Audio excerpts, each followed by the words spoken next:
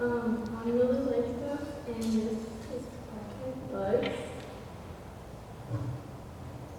Love feels so good when it's at home, and home feels so good when there's love. I dream about it sometimes, waking up in a cold room after being somewhere warm in summer. I would say, imagine, but not even I could do it justice, though I'll try. North Mississippi, sheer suburbia, something irreplaceable. I think mostly of the backyard I spent all of my life in. The sun melted into lavender and baby blue, darkening into black, velvet studded with stars and lightning bugs.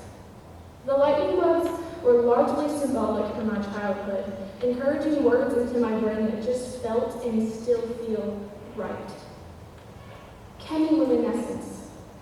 Entomology. The little creatures would land on my finger, lighting up like the rides of the Delta Fair or the string lights that come up December. They brought literal light into my life, and it didn't stop there. In that same backyard, on the same lightning bug lawn, I stalked down butterflies and daddy longlegs. They were such small, delicate beings, and I admired them like my own mother admired my chubby baby cheeks in incoherent babbles. A primal instinct resided in me, telling me to protect them, to save them, to befriend them. The feeling was love. I harbored nothing but love for all of these things, for the jumping spiders and the tail-dropping lizards and the millipedes and ladybugs. I loved them like they were my friends. I named them. Mustache was the black caterpillar I befriended at 5. He went everywhere with me for about a week. Horn Dog was the granddaddy longlegs I found in 5th grade, holding him in small fingers, wondering how anybody could ever hate or kill something so small and innocent. Harvestman spiders do not bite. They have fangs too small. So why are they so terrifying? Carpenter bees are big and buzzing, but they're just stubborn babies. Male ones can't even sting. They'll just aggressively kamikaze into you, and they're a bit clumsy. It's cute, really. It was with no fear that I coexisted with bugs. I refused to put them down until my mother's eyebrows knitted together in the same old anger frustration. She'd stand at the screen door, watching my hands to make sure they didn't hold any friends. But she's an arachnophobe, and so is everybody else.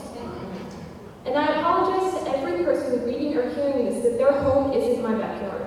I shared a home with such magnificent creatures, and it was glorious. People don't even notice bugs until they're slapping a mosquito from their arm or chasing down a fly with a dollar store swatter. Bugs are the greatest secret of our backyards, and they make my backyard the homiest place in all of Mississippi. There's a reassuring familiarity in watching a cricket jump from one blade of grass to another, and studying a praying mantis and wondering why God made it like that, and admiring the wing colors of the butterfly on your finger, and naming beetles.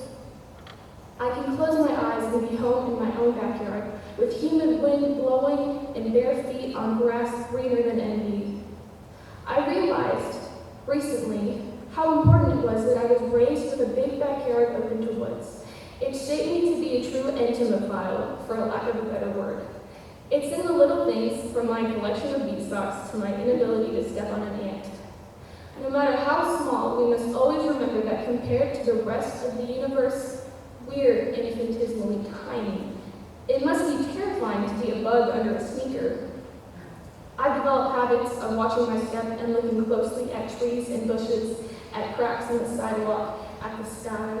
They're everywhere, more present and closer than one might think. As all arachnophiles know and appreciate, no person is more than a few yards away from a spider, wherever they may be. Isn't it lovely to know there's no such thing as really being alone?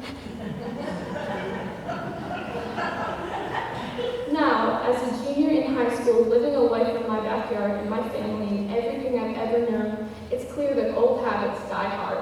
I chase butterflies into busy roads, hold my breath to listen to cicadas, and stop to observe every spiderweb.